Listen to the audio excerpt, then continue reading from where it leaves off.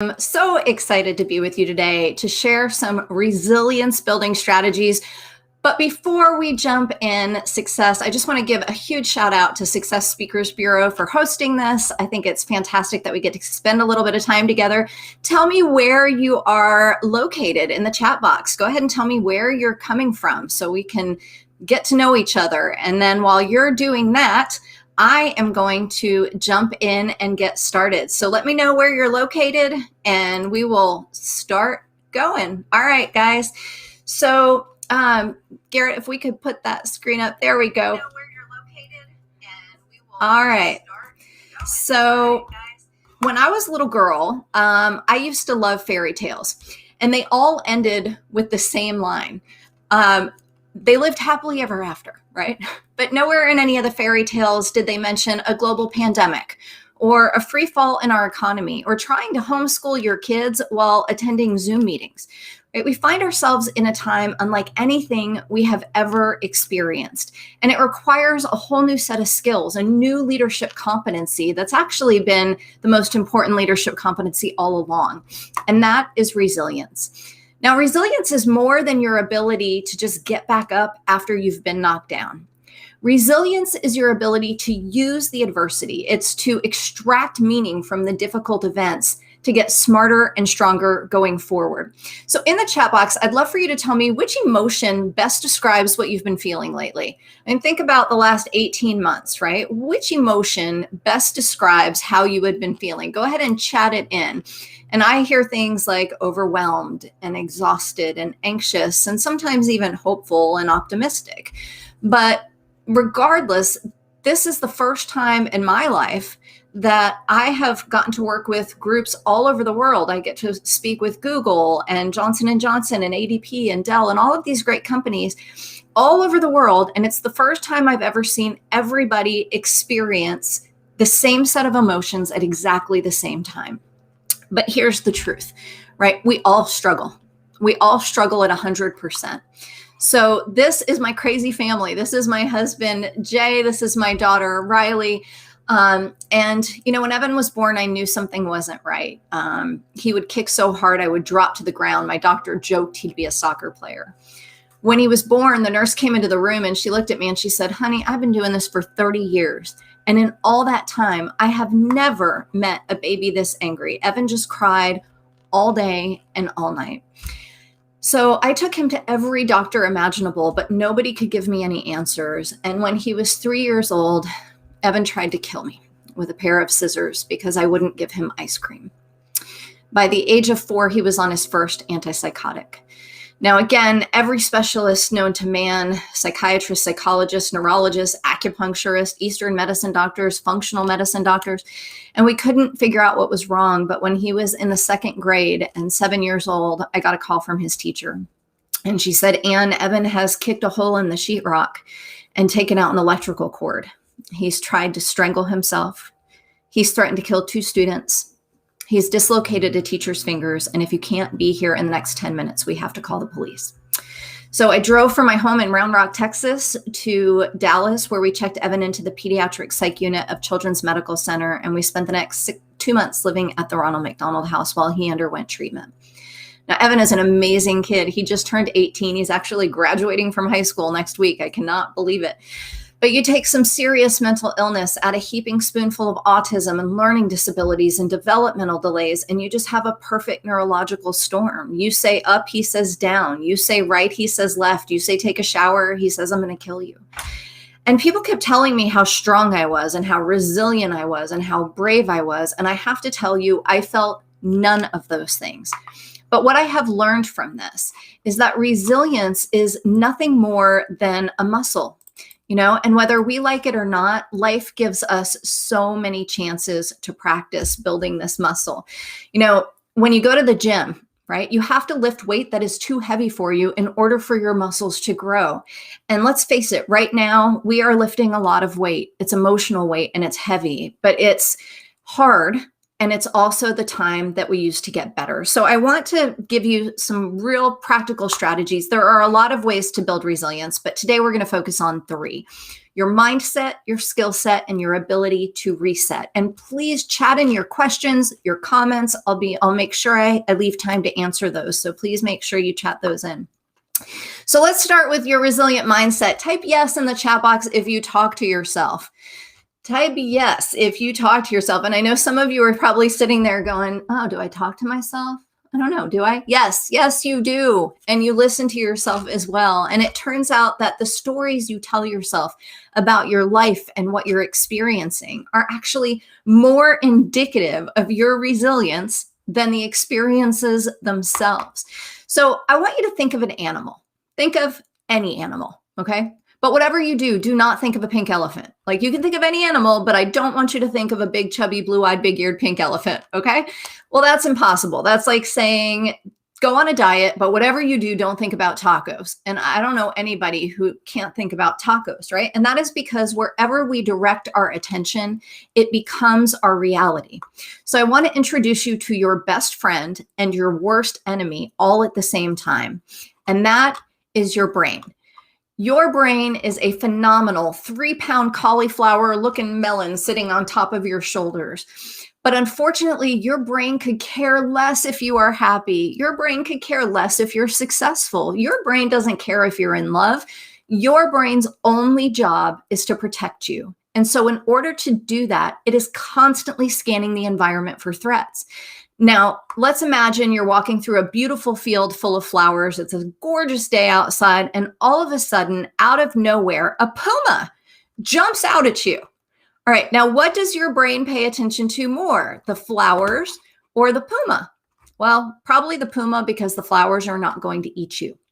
So your brain has adapted along the way to take negative experiences and encode them immediately into your brain to protect you from it happening again. In fact, your brain is constantly scanning the environment for what's wrong. And unfortunately, uncertainty for your brain is the greatest threat of all. Your brain would actually rather have an outcome that it doesn't like than one that it doesn't know. So it's got this negativity bias, which means our brain is like Velcro to negative and Teflon to positive. So let's say you get a performance review, right? And you're told you do 9 things exceptionally well, but you have 1 opportunity for growth.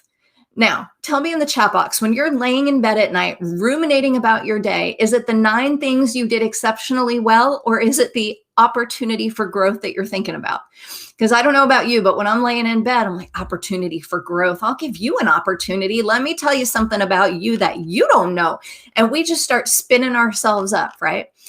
Well, one of the things that we have to be really deliberate about, Success Bureau speaker Sean Aker explains that the first 30 minutes of your day, you are the weakest cognitively speaking. Your brain doesn't have the ability to decipher deeper meaning of information, put it into a greater context, prioritize it in the course of other events. And when we direct our attention to something, it becomes our reality. So in the chat box, I want you to write guilty if within the first 30 minutes of the day, you either check your email, check social media, or watch the news. So you can type guilty times 1, 2, or 3, or you can just write guilty in all caps if you do all of those things, right? But here's the challenge. I don't know about you. I've never gotten an email first thing in the morning that says, hey, you just won the lottery. You're independently wealthy. It's usually a meeting I didn't know I was going to have, or a task that's added to my to-do list. The news, when you turn it on, it's not puppies getting rescued out of a well.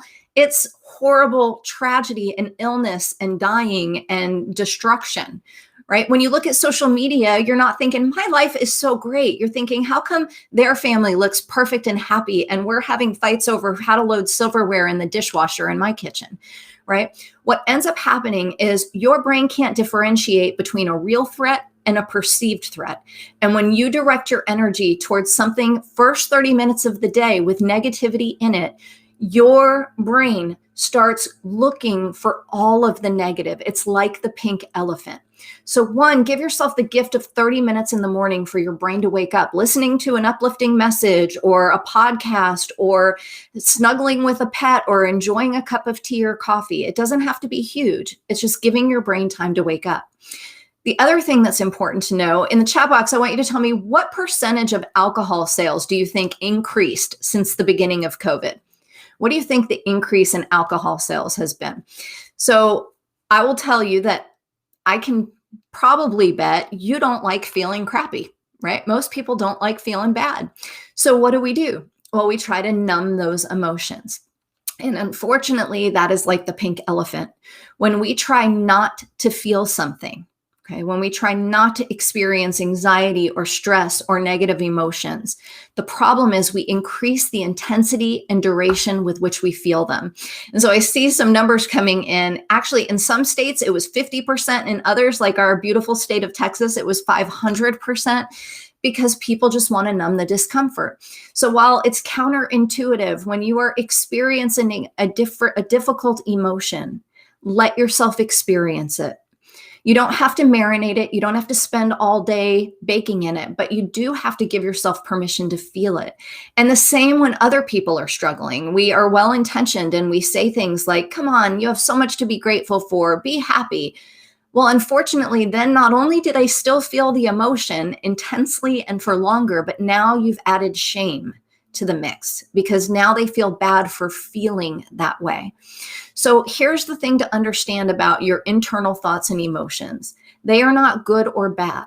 They are simply information. And I want to tell you how this works. So there was a study done on stress. And so basically, it's the largest study of its kind ever conducted. They take 30,000 people and they track their progress over 8 years. And they start by asking them these 2 questions. So enter these in the chat box.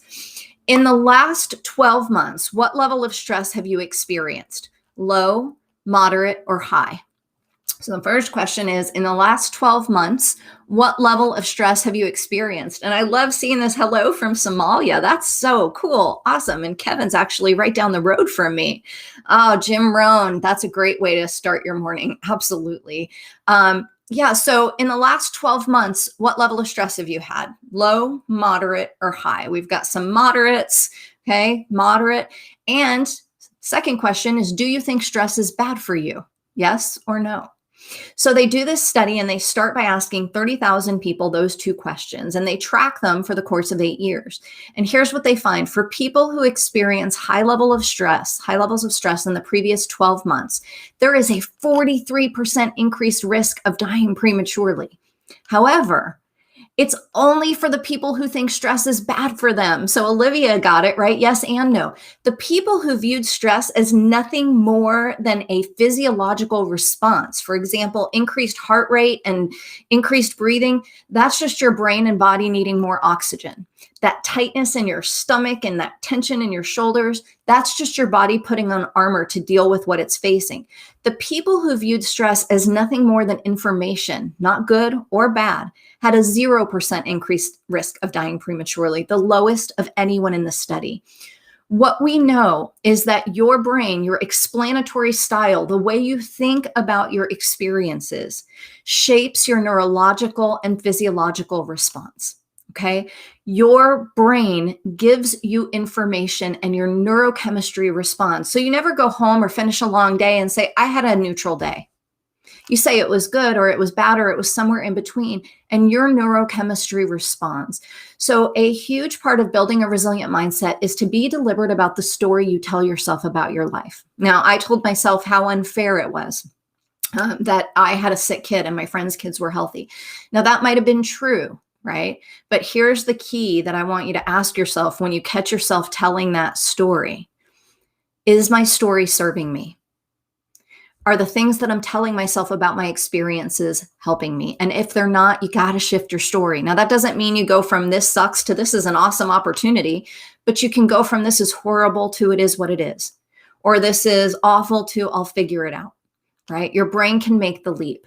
So your mindset is understanding that we all have this natural propensity to go toward the negative if we are not deliberate, but we can choose to look for other things. And that's where our skill set comes in. So my mom was a court reporter for 30 years. And at the age of 51, she became a flight attendant. And she makes these great announcements. She's 72 now and she's still doing it. And while I'm not supposed to tell you which airline, we'll just call it Southwest. So she makes these great announcements, and my favorite is the one for the oxygen mask. And she'll say very calmly, in case of a sudden loss of cabin pressure, please place your mask on and then assist your child.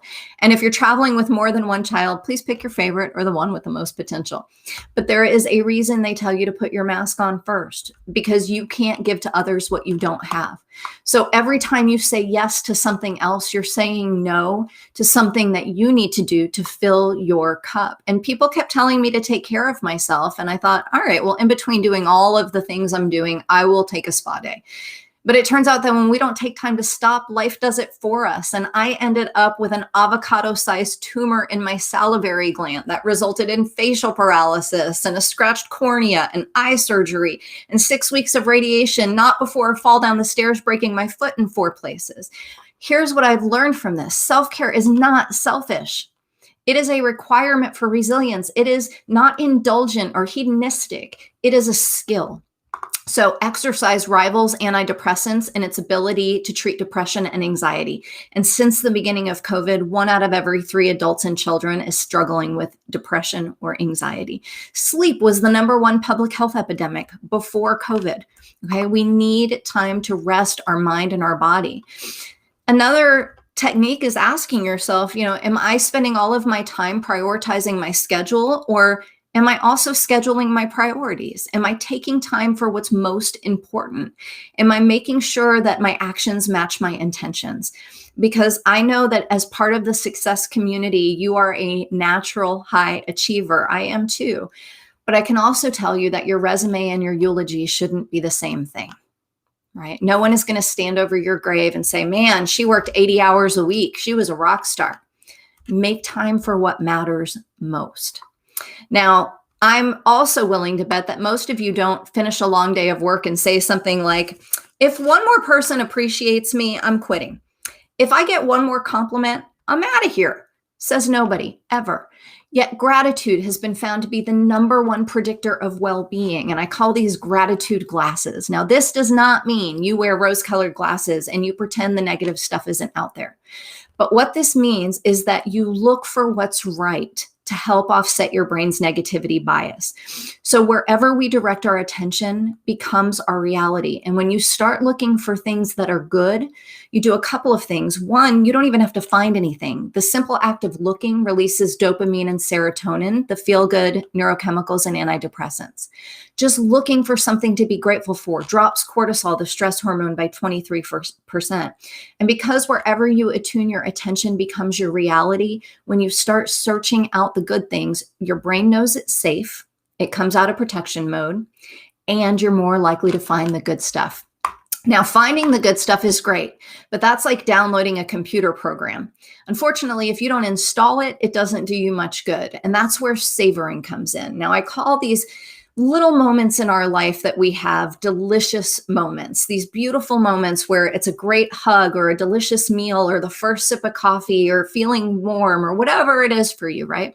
But most of us are so busy trying to get to a constant state of happily ever after that we miss the beautiful moments in between. So there's a term in psychology called savoring. And what it means is that if you can step outside of a beautiful moment, a delicious moment, and sit in it and experience it, almost observe it outside of yourself, like really fully appreciate it for 10 to 15 seconds, you install that computer program. So basically you encode that positive experience into your neural structure, you embed it. And the more often you behave this way, the easier it is for your brain to do it.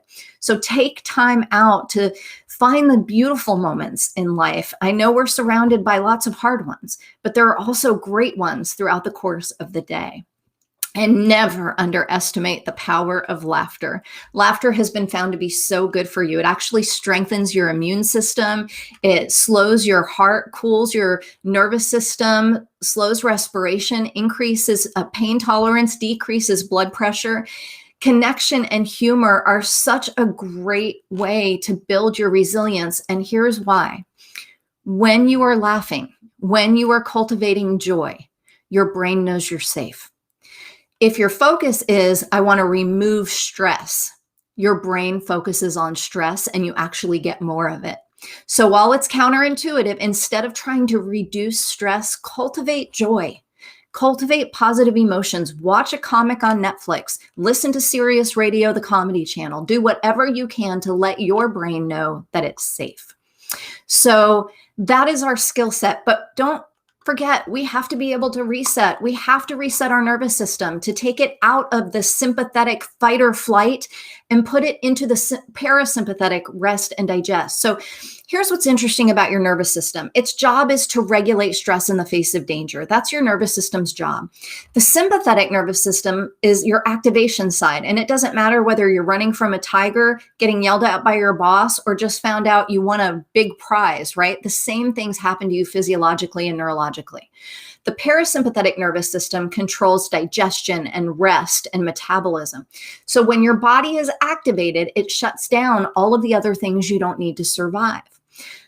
The good news is that you can get your brain back online, and you can do it very quickly. And one of the best practices to do this is mindfulness. Now, in my new book, Mind Over Moment, Harness the Power of Resilience, I talk about all of these mindfulness strategies because when I learned the concept of mindfulness, I thought it was about sitting in a full lotus and eating tofu and finding your Zen. But it turns out that's not what mindfulness is at all. Mindfulness is brain training. When we're stressed, we lose gray matter. We lose the density in the gray matter of our brain, and that is responsible for emotional regulation and managing your attention. So if you have felt more dysregulated and distracted since the beginning of COVID, that is why. Every time you bring yourself back to this moment, your brain knows you're safe. Every time you come back to this moment, you're simply being where you are when you're there. And that makes you less likely to hit the panic button. It teaches you to observe thoughts and emotions without getting swept away by them. Now, meditation is a great form of mindfulness. And I used to think I was failing at it because my mind would wander. I'd start to breathe and go, all right, I forgot to call my mother. Okay, wait, breathe. What are we going to have for dinner? And it turns out that that actually means it's working. When you catch your mind wandering and come back to this moment, your brain knows you're safe and you're growing that attention. You're growing the gray matter. So I meditate to sleep every single night. And I open my eyes and go, oh, I forgot to do this. That's okay. Go back to your breath. And if you can't get a song out of your head, meditate on the song. It doesn't matter where you direct your attention, as long as you try to keep your attention there, knowing that you're going to be chasing it. Buddhist monks call it our monkey mind. You would be chasing your mind everywhere. Every time you come back to center, you're growing that gray matter in your brain. Now, the fastest way to reset is 3 deep breaths. Now, another success speaker and friend of mine, Morris Brissett, taught me a technique called diaphragmatic breathing. And I want to share it with you because it is so powerful and easy to reset your nervous system. So the exhale is the part of our breath that takes us out of fight or flight and puts us back into rest and digest. So while it's counterintuitive, on your inhale, I want you to pooch out your belly as fast as you can, right? We can't see your belly. So on the inhale, you're going to pooch out your belly, okay?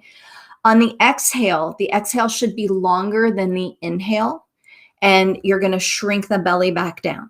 So we're going to use a technique that I learned from the women's Olympic rowing champion. That's a mouthful, in Canada. She was basically explaining that before every meet, they use this technique. So here's what you do.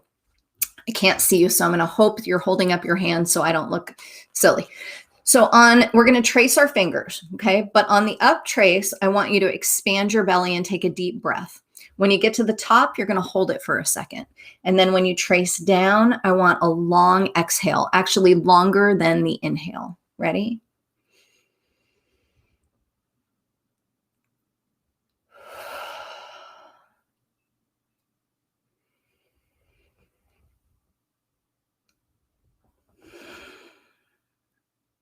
Pooch out your belly. Hold it. Exhale.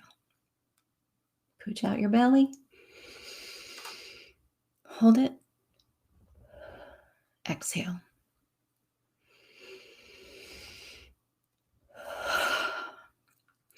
Three of those will reset your nervous system. A deeply relaxed person takes 7 breaths a minute. So while you're feeling yourself get stressed and activated, the simplest thing you can do is take a few deep breaths. The truth is life is going to happen, right? But we have the opportunity to understand that stress is just information, that our brain gravitates toward the negative, and we can make sure that we bring it back online for offsetting that by searching for the good stuff, for making time for what's most important to us, and taking control of our nervous system and our brain so that it doesn't control us. So what I'd love to do is just open it up for a few questions. And while you're chatting those in, here's the thing, you guys, there is no happily ever after. I wish there were, but happiness happens in micro moments. It happens in blips. And our job is to savor those moments and know that the bad ones are going to pass. Emotions, thoughts, they're fleeting. They're not facts. They're fleeting information. So celebrate the beautiful moments, right? When you have one of those, really soak it up and feel it. When you have a horrible moment, let yourself experience the emotion and move on. And I also want to offer you some resources. So if you would like a resilience self-assessment, a copy of that self-care sheet that I showed you with the 6 categories, as well as an opportunity to get a weekly resilience reset, you can go to either one of these websites. You can also learn more about our speaking, our training, our books, all of that good stuff. A portion of all of my book proceeds go to the National Alliance on Mental Illness. And this newest book that I have released during a pandemic is an expansion on everything that we talked about today. So I hope you'll check that out. And I would love to stay in touch with you. Follow me on social, follow my Instagram, subscribe to YouTube. Just don't do it in the first 30 minutes of the day because it will hijack your brain. And you can always reach out to me at hello@AnnGradyGroup.com. So I'm curious to know, what were your biggest takeaways? What questions do you have? Did this resonate? Did you find it helpful? So I'm going to give you a second to chat all of those things in. And I just want to tell you that this was truly a delicious moment for me. The success community is absolutely incredible and filled with so many high achievers and successful people. And a huge shout out to the Success Speakers Bureau, because you guys are rock stars. I have absolutely loved being a part of your Friday series. I hope you guys have a wonderful weekend full of delicious moments. Please take care of you. You are your number one priority. Bye, everybody. Have a great